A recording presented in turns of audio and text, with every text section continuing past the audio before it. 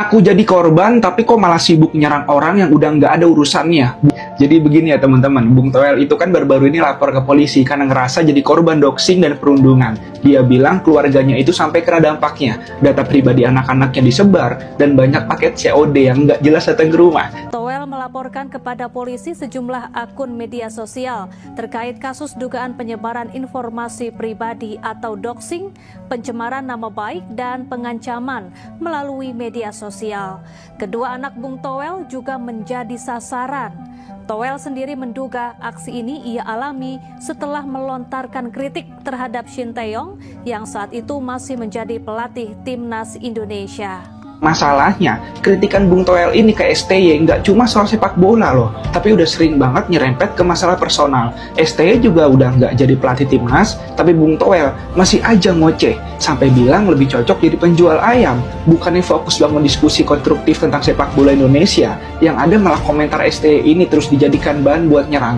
Kritik boleh, tapi kok nggak profesional, Bung? Lalu sekarang pas netizen balas ngegas, tiba-tiba dia malah playing victim. Saya pikir kan kita bicara tentang sepak bola, rasanya tidak normal, tidak wajar kalau harus menyerempet keluarga. Dalam hal ini terutama anak-anak saya gitu loh. Doxing terhadap diri saya, nomor, alamat, data diri lah ya. Kalau putra-putri saya itu per 14 Januari kemarin. Per 14 Januari kemarin, putra-putri saya juga mengalami didoxing.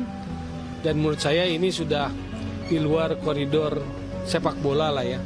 Bung Toel, kalau dari awal Anda ngomong dengan bijak tanpa bawa hal yang nggak perlu, mungkin nggak akan kayak gini kan? Apalagi sampai anak-anak ikut kena imbasnya. Bukannya cari solusi, malah tambah bikin gaduh. Kritikan itu kan harusnya berimbang, membangun, bukan bikin keributan. Dan kalau Anda nggak siap terima balasan dari kritikan Anda, mungkin lebih fokus cari cara membantu sepak bola kita buat maju ke depannya, daripada malah terus-terusan ngomongin orang yang udah move on gitu loh. Bukankah itu lebih bermanfaat, teman-teman? Ya, Bung Toel mengungkapkan melaporkan beberapa akun yang melakukan pencemaran nama baik, doxing dan pengancaman pada dirinya dan keluarganya, guys. Yaps, jadi beberapa waktu yang lalu, nomor pribadi anaknya Bung Toel ini diserang, guys, oleh nomor yang tidak dikenal. Ya, hal ini kemungkinan dipicu oleh story IG-nya Bung Toel beberapa waktu yang lalu yang mengatakan Coach Shin Tae-yong memang cocoknya jualan. Dan oleh karena story ini, sebagian fans timnas Indonesia mempertanyakan kenapa Bung Toel masih membahas tentang Coach Shin Tae-yong. Padahal statusnya di saat Bung Toel membuat story ini, Coach Shin Tae-yong tidak lagi menjadi pelatih timnas Indonesia, guys. Nah, oleh sebab inilah makanya beberapa netizen sampai mencari akun dari putrinya Bung Toel.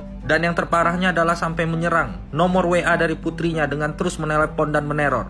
Dan yang terparahnya menurut Bung Toel adalah sampai mengancam dirinya dan keluarganya, guys. Oleh karena itu akhirnya Bung Toel melapor ke Polda Metro Jaya karena mulai merasa tidak terima karena keluarganya juga diserang oleh beberapa netizen dan akun tertentu. Kalau menurut kalian gimana, guys?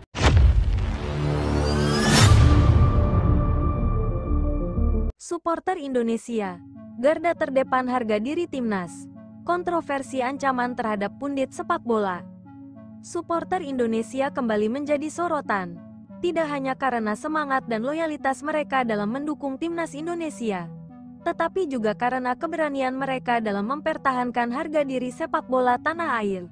Dalam beberapa waktu terakhir, terjadi peristiwa yang menggambarkan betapa seriusnya para supporter Indonesia dalam menjaga martabat timnas. Kejadian ini bermula dari salah satu pundit sepak bola nasional, Tommy Welly, yang lebih dikenal dengan sapaan Bung Toel. Sosok ini kerap memberikan kritik tajam terhadap performa timnas Indonesia di berbagai media.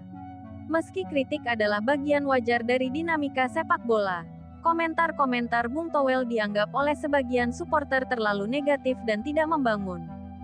Tidak sedikit yang menganggap Bung Toel kerap melontarkan opini yang memperkeruh suasana, terutama ketika timnas sedang menghadapi kritik dari luar. Hal ini memicu reaksi keras dari para supporter. Puncaknya, Bung Toel mengaku mendapat ancaman serius yang tidak hanya ditujukan kepada dirinya, tetapi juga kepada keluarganya. Ia bahkan merasa terancam hingga melaporkan insiden tersebut kepada pihak kepolisian daerah, Polda, untuk meminta perlindungan hukum. Dalam keterangannya, Bung Toel menyatakan bahwa ia menerima pesan bernada ancaman, baik secara langsung maupun melalui media sosial. Beberapa ancaman tersebut bahkan dinilai sangat serius dan mengganggu keamanan keluarganya. Langkah melapor ke Polda diambil demi melindungi diri dan keluarganya dari potensi ancaman yang lebih besar. Harga diri timnas yang dijaga ketat, reaksi supporter ini tidak bisa dilepaskan dari kecintaan mendalam mereka terhadap timnas Indonesia. Bagi supporter, timnas bukan hanya sekadar tim sepak bola, tetapi juga simbol harga diri bangsa. Ketika ada pihak yang dinilai merendahkan atau melecehkan timnas, supporter merasa terpanggil untuk membela. Semangat ini terlihat jelas dalam berbagai pertandingan.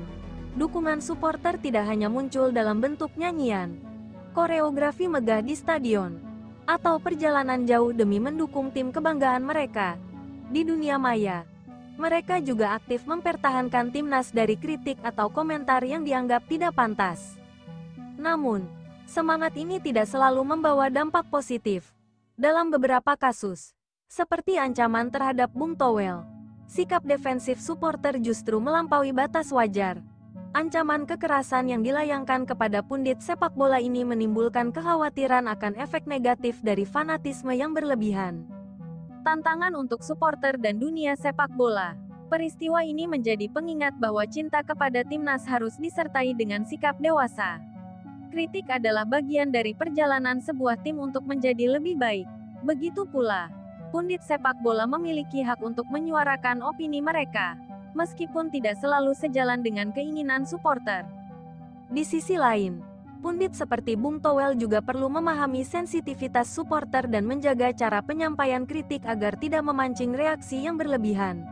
Kritik yang membangun, disertai data dan analisis yang objektif, dapat menjadi masukan yang berharga untuk kemajuan timnas. Dukungan tanpa batas, tapi tetap bijak. Peristiwa ini menegaskan bahwa supporter Indonesia adalah salah satu basis pendukung paling fanatik di dunia. Namun, fanatisme ini harus diimbangi dengan kebijaksanaan. Ancaman kekerasan bukanlah solusi, bahkan dapat merusak citra sepak bola Indonesia di mata dunia. Kedepannya, sinergi antara supporter, media, dan pemerhati sepak bola sangat dibutuhkan untuk mendukung timnas Indonesia dengan cara yang lebih positif. Mari jadikan kecintaan terhadap sepak bola sebagai pemersatu bangsa, bukan sebagai pemicu konflik. Timnas Indonesia adalah milik kita semua. Dalam mendukung, menjaga harga diri, dan mencintainya, mari lakukan dengan cara yang elegan dan bermartabat.